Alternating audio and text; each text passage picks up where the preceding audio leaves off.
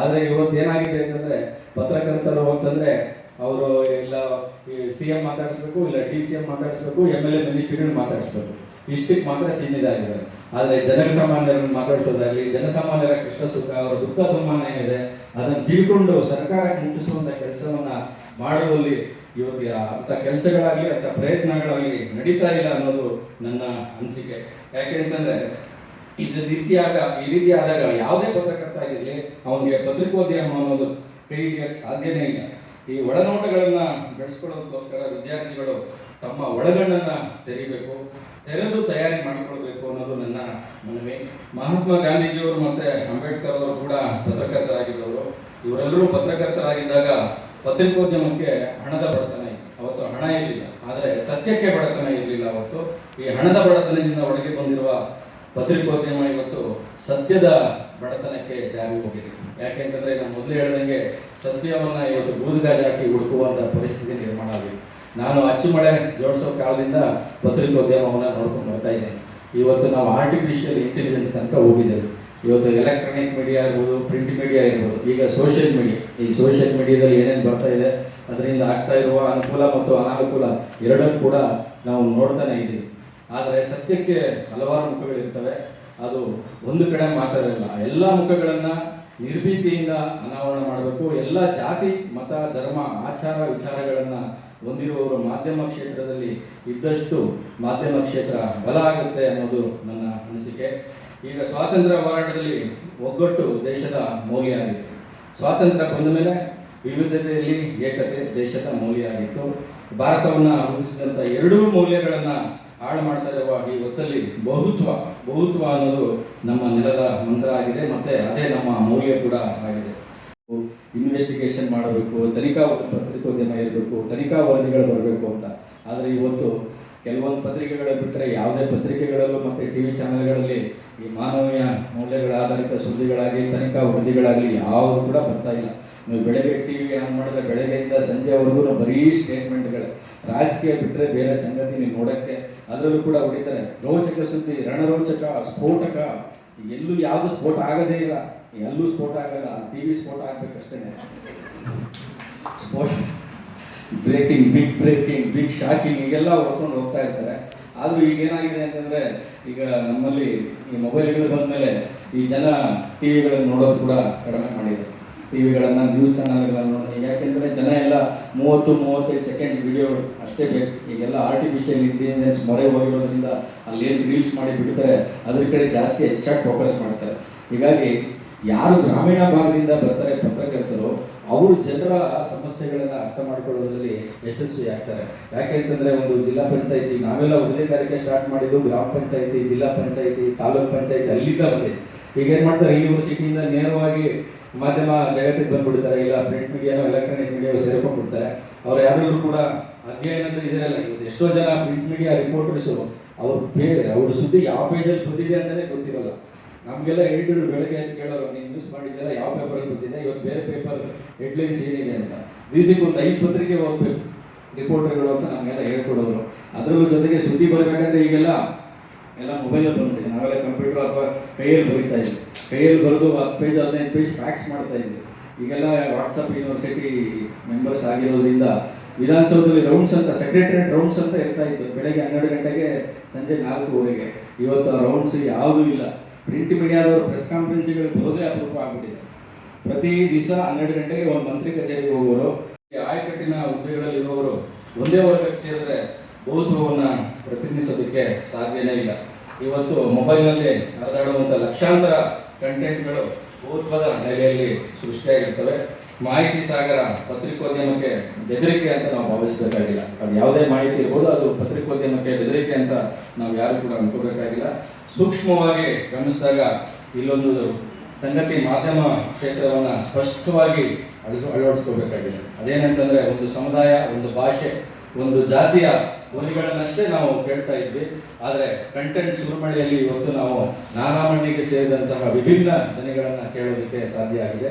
ಈ ಎಲ್ಲ ಧ್ವನಿಗಳಿಂದ ಡಿಜಿಟಲ್ ಮಾಧ್ಯಮ ಇವತ್ತು ವರ್ಣನೆ ಆಗಿದೆ. ಮತ್ತು ವಿಭಿನ್ನ ಧ್ವನಿಗಳ ಕಾರಣಕ್ಕೆ ಜನರನ್ನು ಅದು ಹಿಡಿದಿಡ್ತಾ ಇದೆ. ಪತ್ರಿಕೆಗಳಲ್ಲಿ ಮೊದಲೆಲ್ಲ ಪ್ರೂಫ್ ರೀಡರ್ ಹಿಡಿತಾ ಇದೆ. ಅಂತಂದರೆ ನಾವು ಯಾವುದೇ ಸುದ್ದಿ ಮಾಡಿದ್ರು ಕೂಡ ಪ್ರೂಫ್ ಚೆಕ್ ಮಾಡ್ತಾ ಇದ್ರು. ಆ ಪ್ರೂಫ್ ಚೆಕ್ ಮಾಡದೆ ಪೇಜ್ಗೆ ಯಾವುದೇ ಸುದ್ದಿ ಕೂಡ ಹೋಗ್ತಾ ಇರಲಿಲ್ಲ. ಆದರೆ ಇವತ್ತು ಆ ಪ್ರೂಫ್ ನೋಡುವಂತಹ ಪರಂಪರೆ ಇಲ್ಲದೆ ಹೋಗಿದೆ. ವಿಷಯ ತಪ್ಪಿಲ್ಲದೆ ಹಾಗೆ ಅಚ್ಚಿಗೆ ಹೋಗೋದಕ್ಕೆ ಪ್ರೂಫ್ ರೀಡರ್ ಹೇಗೆ ಮುಖ್ಯವಾಗ್ತಾರೋ ಅದೇ ರೀತಿ ಎಲ್ಲ ಬಗೆಯ ಮಾಧ್ಯಮಗಳಿಗೆ ಇವತ್ತು ಫಾಸ್ಟ್ ಚೆಕ್ ಅಂತ ಒಂದು ಬೇಕಾಗಿದೆ.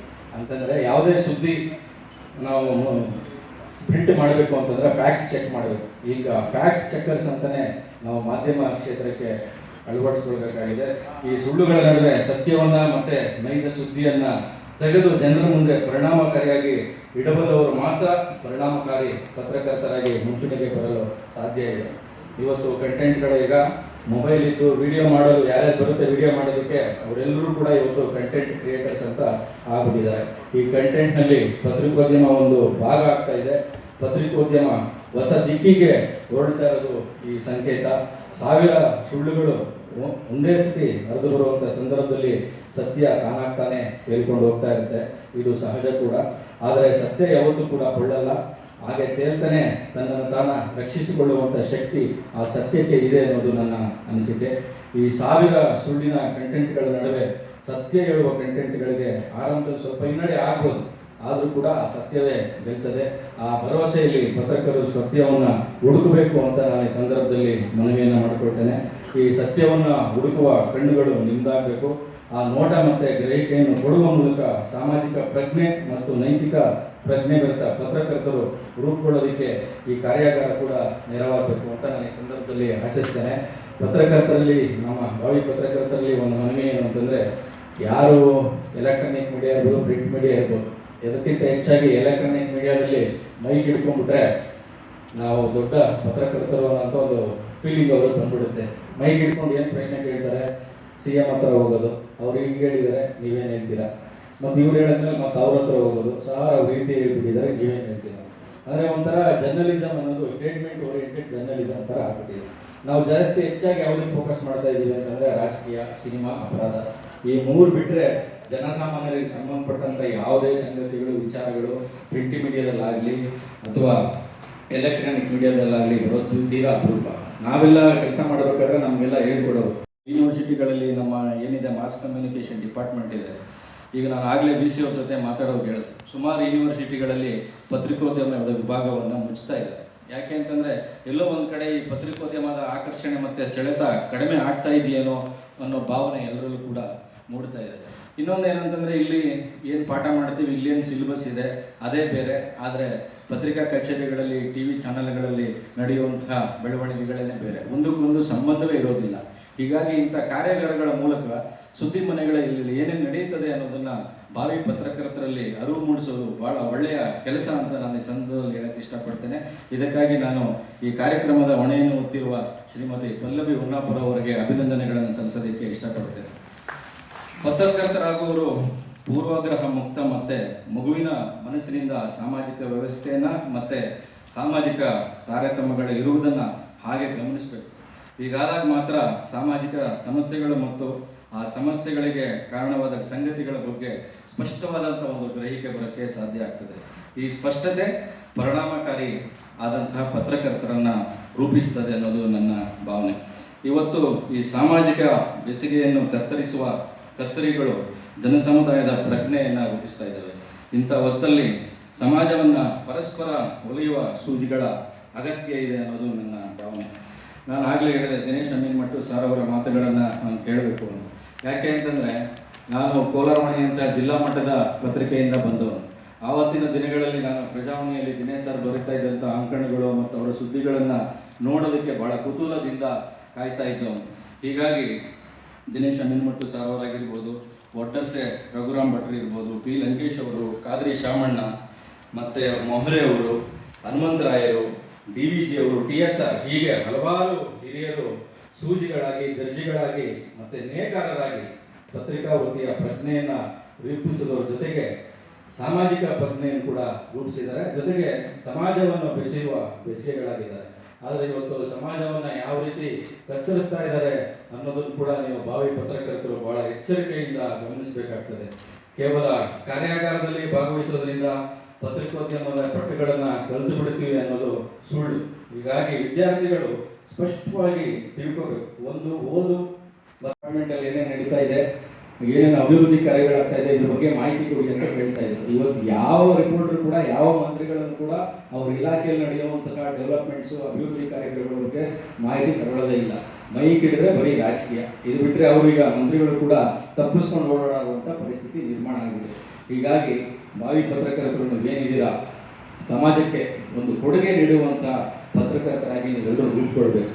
ಮಾಧ್ಯಮ ಮೂಲಕ ಯಾವ ರೀತಿ ಇದೆ, ಹಿಂದೆ ಹೇಗಿತ್ತು, ಇವತ್ತು ಯಾವ ರೀತಿಯಲ್ಲಿ ವಿದ್ಯಮಾನಗಳು ನಡೀತಾ ಇದೆ ಎಲ್ಲವನ್ನು ಕೂಡ ನೀವು ತಿಳ್ಕೊಂಡ್ರೆ ಒಬ್ಬ ಒಳ್ಳೆಯ ಪತ್ರಕರ್ತರಾಗಿ, ಜೊತೆಗೆ ಒಳ್ಳೆಯ ಪತ್ರಕರ್ತರಾಗಿ ಅಂತಂದರೆ ಏನೋ ಒಂದು 4 ಲೈನ್ ಗೀಚೆ ಬರೆದಿಟ್ಟು ಅದು ಪ್ರಿಂಟ್ ಆದರೆ ಸಾಕು ಅಂತಲ್ಲ. ನಾವು ಬರೆದ ಬರವಣಿಗೆಯನ್ನು ಅವಾಗ ನೀವು ಪತ್ರಕರ್ತರಾಗಿದ್ದಕ್ಕೂ ಸಾರ್ಥಕ.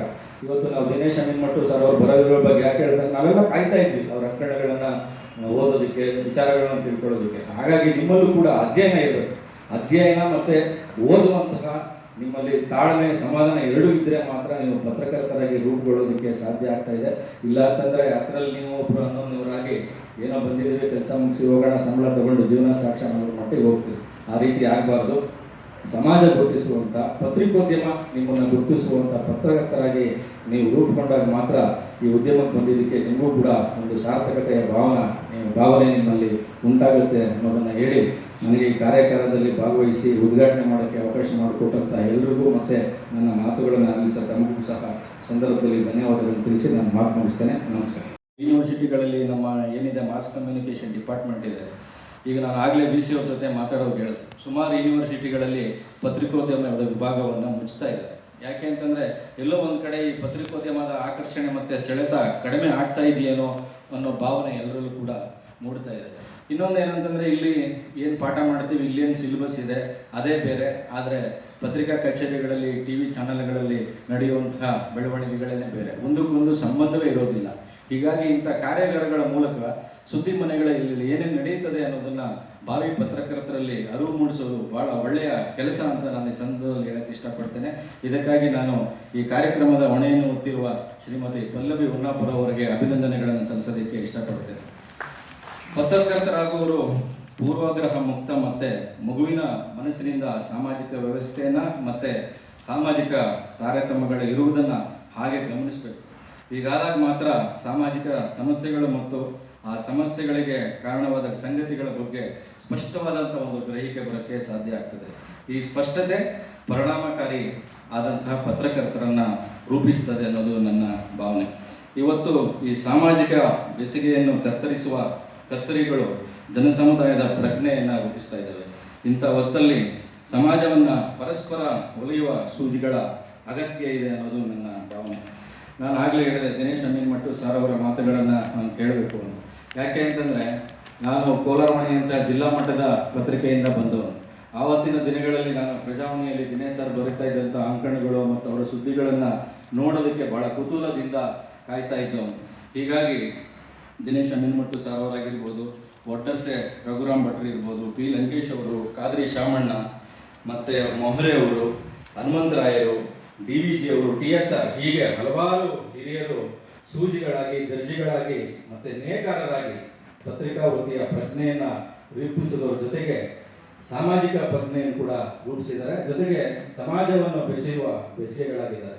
ಆದರೆ ಇವತ್ತು ಸಮಾಜವನ್ನು ಯಾವ ರೀತಿ ಕತ್ತರಿಸ್ತಾ ಇದ್ದಾರೆ ಅನ್ನೋದನ್ನು ಕೂಡ ನೀವು ಭಾವಿ ಪತ್ರಕರ್ತರು ಬಹಳ ಎಚ್ಚರಿಕೆಯಿಂದ ಗಮನಿಸಬೇಕಾಗ್ತದೆ. ಕೇವಲ ಕಾರ್ಯಾಗಾರದಲ್ಲಿ ಭಾಗವಹಿಸೋದ್ರಿಂದ ಪತ್ರಿಕೋದ್ಯಮದ ಪಟ್ಟುಗಳನ್ನು ಕಲಿತು ಬಿಡ್ತೀವಿ ಅನ್ನೋದು ಸುಳ್ಳು.